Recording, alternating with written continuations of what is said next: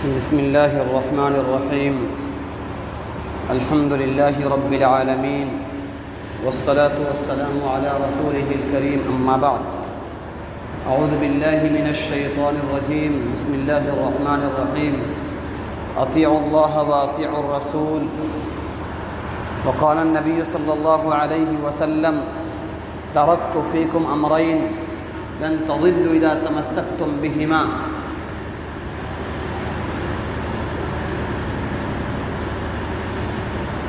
لٹا دی ہم نے جو اسلاف سے میراث پائی تھی، لٹا دی ہم نے جو اسلاف سے میراث پائی تھی، ثریا سے زمیں پر آسمان نے ہم کو دے مارا۔ معزز بزرگان دین، نوجوان دوستو،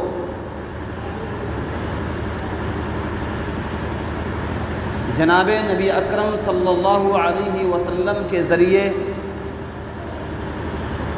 ہم پر دین کو مکمل کر دیا گیا، اور زندگی گزارنے کے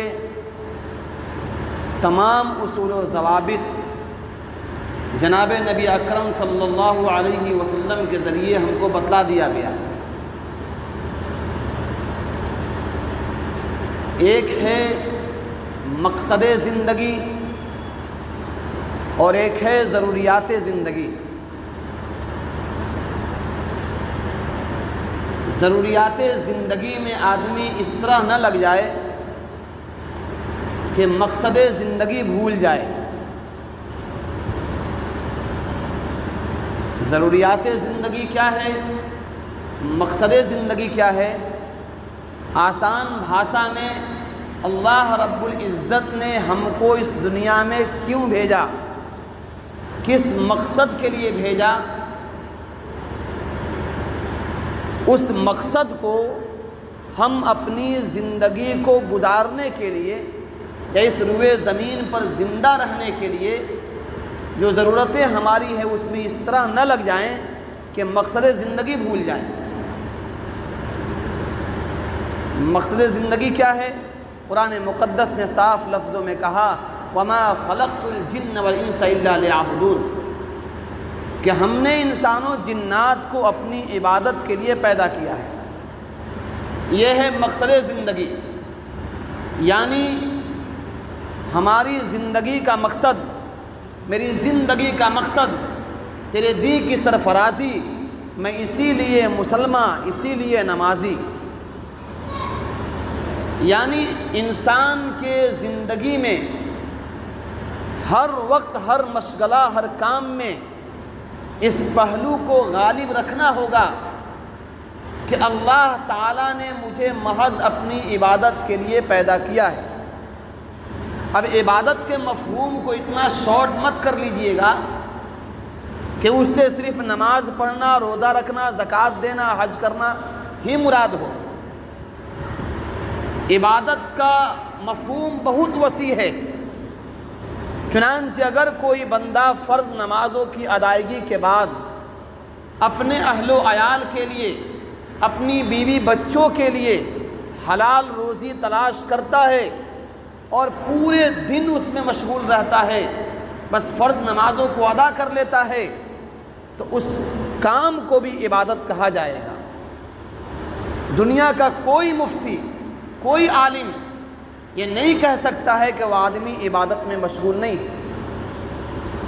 اسی طرح سے جو آدمی جاب کر رہا ہے، کوئی ٹیچر ہے، کوئی پروفیسر ہے، کوئی پائلٹ ہے، کوئی ڈاکٹر ہے، ڈاکٹر چیمبر میں بیٹھ گیا اور تسبیح لے لیا، مریض کی لمبی لائن لگی ہے، وہ کہا اللہ ہم کو پیدا کیا عبادت کرنے کے لیے، میں تسبیح پڑھوں گا، سبحان اللہ کروں گا، مریض کو نہیں دیکھتا ہے، تو اس نے عبادت کے مفہوم کو سمجھا ہی نہیں۔ یہ عبادت نہیں، یہ خیانت ہے، ایک حرام کام کا ارتکاب کر رہا ہے۔ اسی لیے حکیم الامت اشرف علی تھانوی رحمۃ اللہ علیہ نے لکھا ہے، اور دیگر اکابرین نے لکھا ہے کہ کام کے وقت میں جو اللہ تعالیٰ نے جو ذمہ داریاں آپ کو دی ہیں، یا انسان بطور مزدور یا بطور سروینٹ یا بطور نوکر اگر کسی کے ہاں نوکری کرتا ہے اور نوکری کے ٹائم پر اگر وہ کام کو چھوڑ کر تسبیح میں لگ جاتا ہے، نماز میں مشغول ہو جاتا ہے، تو یہ خیانت ہے اور سراسر گناہ ہے۔ تو عبادت کے مفہوم کو شارٹ نہیں کر سکتے۔ وما خلقت الجن والانس الا لیعبدون، اللہ کہتے ہیں کہ ہم نے انسان و جنات کو محض اپنی عبادت کے لیے پیدا کیا۔ اس کا مطلب یہ ہے کہ انسان اپنے فرض نماز کی ادائیگی، سنتوں کی ادائیگی کے بعد اللہ تعالیٰ نے جو اس پر ذمہ داری اہل و عیال کی دی ہے، غریبوں کی دی ہے، پڑوسیوں کی دی ہے، بیواؤں کا حق دیا ہے، ان کے لیے محنت کرے، کمائے، مزدوری کرے، وہ بھی اس کو عبادت میں شامل کیا جائے گا۔ تو فرمایا کہ مقصد زندگی کو، ضروریات زندگی کی وجہ سے آدمی بھلا نہ دے، یہ انتہائی درجے کی خیانت کی بات ہوگی۔ بہرحال زندگی گزارنے کے لیے ہمارے لیے جناب نبی اکرم صلی اللہ علیہ وسلم نے جو رہنما دیے ہیں، جو رہنما کے لیے راستے بتا دیے ہیں، اللہ کے نبی علیہ السلام نے اسی کے مطابق ہمیں زندگی بسر کرنا ہوگا۔ قرآن مقدس میں اللہ نے کہا اطیعوا اللہ و اطیعوا الرسول، اللہ کی پیروی کرو اور رسول کی پیروی کرو۔ رسول وہی بولتے ہیں جو اللہ بولتے ہیں، وما ينطق عن الهوى ان هو الا وحی یوحى، نبی علیہ السلام وہی بات بولتے ہیں جو اللہ آپ کو وحی کرتے ہیں۔ تو گویا کہ نبی علیہ السلام کی اطاعت اللہ کی اطاعت ہے،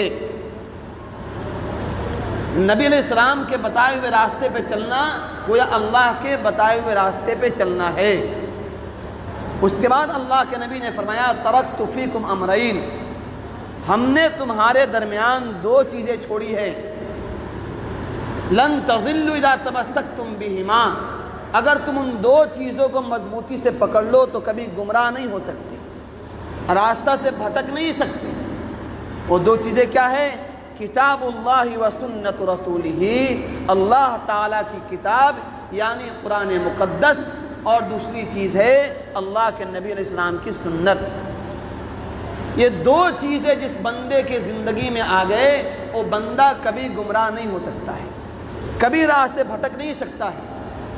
اب ظاہر سی بات ہے کتاب اللہ کو ہر آدمی سمجھ نہیں سکتا ہے، سنت رسول کو ہر آدمی جان نہیں سکتا ہے، تو اس کے لیے آگے آیت میں اللہ نے فرمایا اطیعوا اللہ و اطیعوا الرسول و اولی الامر منکم، کہ تم اللہ کی اطاعت کرو، رسول کی اطاعت کرو اور اولو الامر کی اطاعت کرو۔ اولو الامر سے مراد کون ہے؟ اولو الامر سے مراد اگر بادشاہ وقت جو اس وقت کا اسلامی ملک ہو، بادشاہ وقت عالم دین ہو، اس کی بات مانی جائے گی، یا اس زمانے کے علماء کرام جو مجتہدین ہیں، جو قرآن و سنت کو صحیح سے سمجھتے ہیں، وہ جو قرآن و حدیث کے مطلب بیان کریں گے اس کو مانا جائے گا۔ اسی لیے جناب نبی اکرم صلی اللہ علیہ وسلم نے اپنے مبارک حدیث میں ارشاد فرمایا کہ العلماء ورثۃ الانبیاء، کہ علماء انبیاء کے وارث ہیں، اور ہر خطبے میں پڑھا جاتا ہے کہ انبیاء اپنا میراث مال و خزانہ نہیں چھوڑتے ہیں بلکہ علم چھوڑتے ہیں، اور یہ علماء ان کے وارث علم کے طور پر ہیں، اللہ نے ان کو علم عطا کیا ہے، اسی میراث کو تقسیم کرتے ہیں۔ بہرحال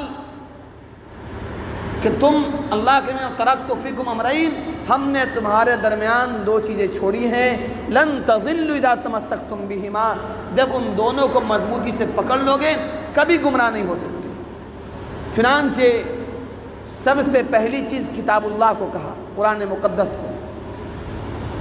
قرآن مقدس روئے زمین پر آدم علیہ السلام سے لے کر قیامت تک جتنے انسان آئیں گے، اور آپ علیہ السلام کے آنے سے پہلے جتنے پیغمبر آئے 1,23,999 غالباً، ان تمام انبیاء علیہ السلام میں سے کچھ خاص رسولوں پر اللہ نے کتابیں نازل کی، توریت نازل کی، زبور نازل کی، انجیل نازل کی، اور بہت سے صحیفے اللہ نے اتارے، لیکن کسی کتاب کے حفاظت کی گارنٹی اللہ نے نہیں لی۔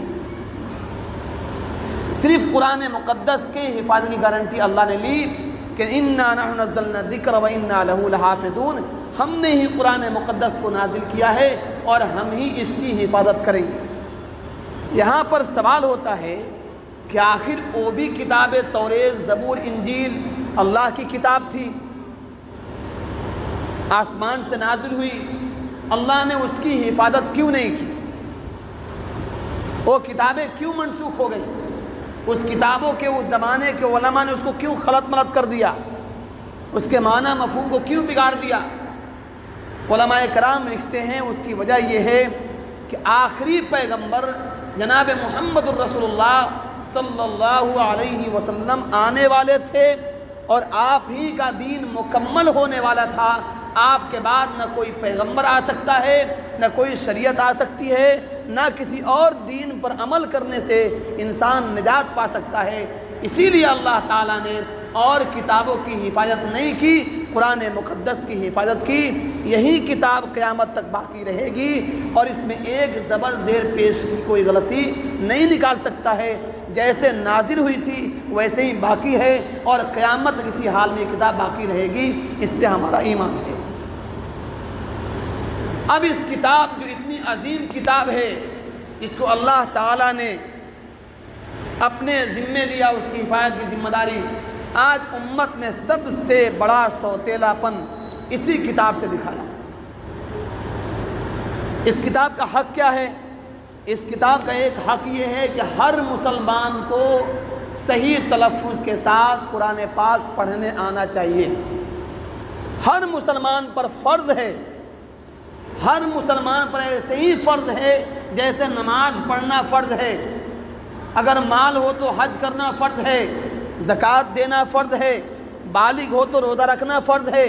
جیسے یہ عبادتیں فرض ہے، اس کا چھوڑنے والا گناہگار ہے، اس کا انکار کرنے والا کافر ہے، اسی طرح سے قرآن مقدس کے تمام مسلمانوں کے بالغ مرد و عورت پر اس قرآن کریم کو صحیح سے پڑھنا صحیح تلفظ سے فرض ہے۔ اگر اس کو نہیں پڑھتا ہے تو فاسق ہے، گناہگار ہے، اور اگر اس کا انکار کرتا ہے تو کافر ہے۔ ذرا ہم اپنے سینے پہ ہاتھ رکھیں اور غور کریں، ہم میں سے کتنے لوگ یہاں پر بیٹھے ہیں جو قرآن کریم کو صحیح تلفظ کے ساتھ، صحیح پروننسیشن کے ساتھ، صحیح اچارن کے ساتھ ہم پڑھ لیتے ہیں؟ کتنے لوگ ہیں؟ ہم نماز کو تو فرض سمجھتے ہیں، زکوٰۃ کو کچھ لوگ فرض سمجھتے ہیں، روزے کو فرض سمجھتے ہیں، لیکن جو بنیاد ہے، جو ہماری زندگی کے نجات دلانے کے لیے، ہمارے نمازوں کو درست کرنے کے لیے، کوئی بندہ نماز میں کھڑا ہو جائے قرآن نہیں پڑھے اس کی نماز نہیں ہوگی، قرآن غلط پڑھے نماز نہیں ہوگی۔ تو جس کی وجہ سے اس کی زندگی چلنے والی ہے، اس کی نماز درست ہونے والی ہے، اس کی آخرت سنورنے والی ہے، اسی کتاب کے ساتھ یہ برتاؤ ہے کہ ہمیں اس کو صحیح سے پڑھنے نہیں آتا ہے، اور ہم نے نہیں پڑھا کوئی بات نہیں ہے، ہماری جو آنے والی نسل ہے، معصوم بچے ہیں، ان کو پڑھانے کی فکر بھی نہیں ہے۔ وہی بچے اسکول جاتے ہیں، مائیں اٹھتی ہیں، ان کا ڈریس تیار کرتی ہے، ٹائی لگاتی ہیں، گاڑی تک پہنچاتی ہے، اور اسکول میں ان کے ٹیچر سے پوچھا جاتا ہے بچہ صحیح سے پڑھا نہیں پڑھا۔ وہی بچہ اتنا عظیم کتاب، جس کتاب کے متعلق سیدنا عمر فاروق نے کہا ان اللہ یرفع بہذا الکتاب اقواما ویضع بہ آخرین، وہ معزز تھے زمانے میں مسلمہ ہو کر اور ہم خار ہوئے تارک قرآن ہو کر۔ وہ صحابہ کرام جو 313 کی جماعت، وہ صحابہ کرام جو پیٹوں پہ پتھر باندھتے تھے، وہ صحابہ کرام جن کے کپڑے پہ پیمن لگے ہوتے تھے، وہ صحابہ کرام جن کے تلوار ٹوٹے ہوتے تھے، وہ صحابہ کرام جو جھوپڑوں میں رہا کرتے تھے، قیصر و کسریٰ کے تخت و تاج ان کے قدموں میں ڈال دیے گئے، قیصر و کسریٰ کے تاج ان کے قدموں میں ڈال دیے گئے۔ علی میاں ندوی رحمۃ اللہ علیہ نے اپنی کتاب میں لکھا ہے کہ اس کا واحد اور ایک ہی اس کی بنیادی وجہ بنتی ہے، انہوں نے قرآن مقدس کو مضبوطی سے پکڑا، قرآن مقدس کے مطلب کو سمجھا، اس کو پڑھنا سیکھا، اس پہ عمل کیا۔ اللہ نے روئے زمین پر ایسا انقلاب برپا کیا کہ مٹھی بھر لوگوں نے عرب کے ریگستان سے اسلام کو نکالا، پورے عالم میں اسلام کے پھیلنے کا ذریعہ بن گیا۔ وہ اسلام پھیلا کر چلے گئے اور اسلام کو بدنام کرنے میں لگے ہوئے ہیں۔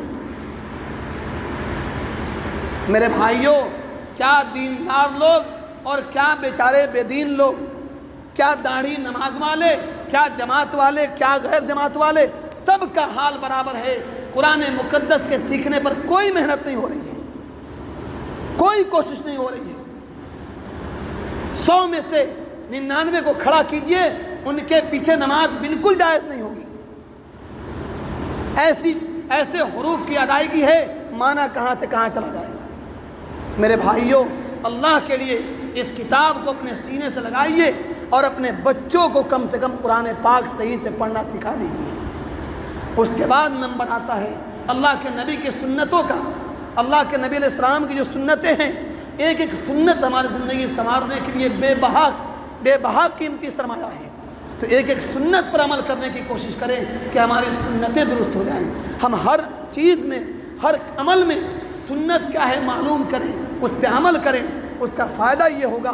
ہمارے نبی نے کہا کہ ایسے زمانے میں جب سنتوں کو چھوڑا جا رہا ہو، اگر کوئی بندہ ایک سنت پہ عمل کرتا ہے، اللہ شہید کا ثواب عطا فرمائیں گے۔ اس لیے قرآن مقدس سے محبت کریں، اس پہ عمل کریں، اس کو پڑھنا سیکھیں اور سنتوں سے تعلق قائم کریں۔